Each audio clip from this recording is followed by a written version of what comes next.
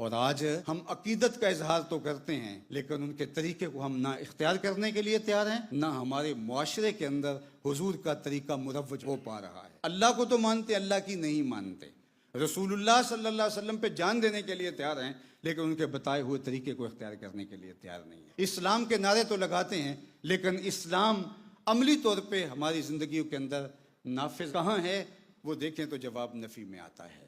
اقبال نے جب شکوے کی زبان کھولی تو آپ جانتے ہیں لہجہ تلخ ہو گیا تھا۔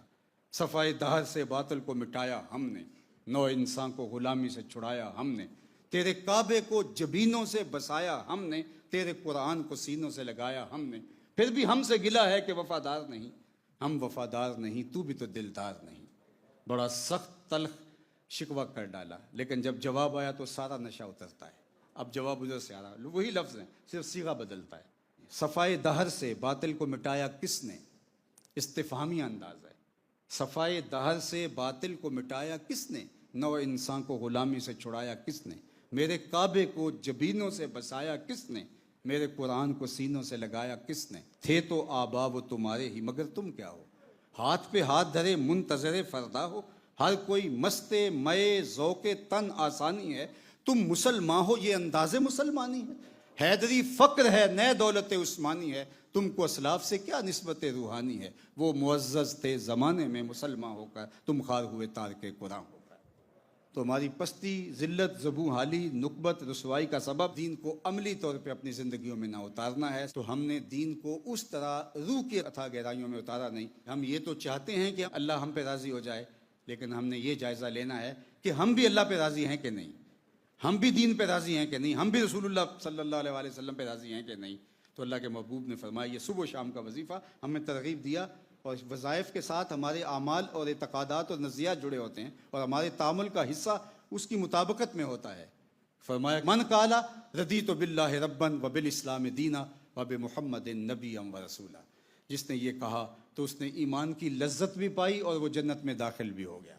تو ہم چاہتے ہیں وہ ہم پہ راضی ہو جائے لیکن ہم ذرا جائزہ لیں ہم بھی اس پہ راضی ہیں کہ نہیں، اور اگر ہم اس پہ راضی ہو جائیں وہ تو کریم ہے، وہ تو تمہارے گناہوں کو بھی معاف کرنے پہ آمادہ ہے۔ اے ابن آدم تیرے گناہ اگر بڑھتے بڑھتے آسمان کی بلندیوں کو چھو جائیں اور تو توبہ کے دروازے پہ آئے میں معاف کر دوں گا۔ میں یہ نہیں دیکھوں گا ڈھیر کتنا بڑا ہے، بلکہ فرمایا میں تمہارے گناہوں کو بدل کے نیکیوں میں تبدیل کر دوں گا۔ تو پھر جتنا بڑا گناہ گار ہوا اتنا بڑا نیکوکار ہوا، چونکہ گناہ نیکیوں میں تبدیل ہو گئے۔ اللہ نے چھٹے پارے کے آخر میں ارشاد فرمایا ما یفعل اللہ بعذابکم، وہ تمہیں عذاب دے کے کیا کرے گا، تم خود چھلانگے لگاتے ہو، وہ تو کریم ہے، اس کی رحمتیں تو بہانے ڈھونڈتی ہیں۔ ہم تو مائل بکرم ہیں کوئی سائل ہی نہیں، راہ دکھلائیں کسے راہ روے منزل ہی نہیں، جلوائے طور تو موجود ہے کوئی موسیٰ ہی نہیں۔ کوئی سچی طلب لے کر تو آئے، میری رحمتیں تو عمیم ہیں، میں تو معاف کر دینا چاہتا ہوں، مجھے اچھا لگتا ہے کہ میں بندوں کو معاف کر دوں۔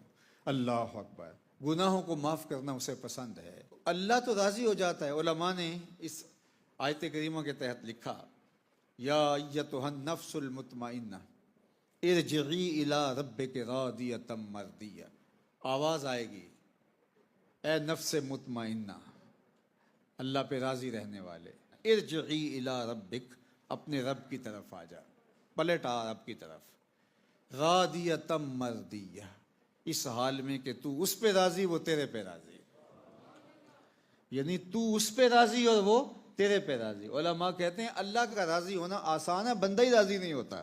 اللہ کا بندے پہ راضی ہونا سہل ہے، آسان ہے، مشکل یہ ہے بندہ اس پہ راضی نہیں ہوتا، اور جو راضی ہو جائے اس پہ تو پھر اس کی طرف سے آواز آتی ہے یا ایتھا النفس المطمئنہ ارجعی، آجا آجا پلٹ کے، اس حال میں کہ تو اس پہ راضی اور وہ تیرے پہ راضی۔ تو بندے کو اس پہ راضی ہونے کی عادت ڈالنی چاہیے۔ حضرت سیدنا علی المرتضیٰ رضی اللہ تعالیٰ عنہ فرمانتے من رضی من اللہ بالیسیر من الرزق رضی اللہ منہ بالقلیل من العمل، جو اللہ کی طرف سے دیے گئے تھوڑے رزق پہ راضی ہو گیا اللہ اس کے تھوڑے عملوں پہ راضی ہو جائے۔ رضیت باللہ ربا وبالاسلام دینا وبمحمد نبیا صلی اللہ علیہ وآلہ وسلم۔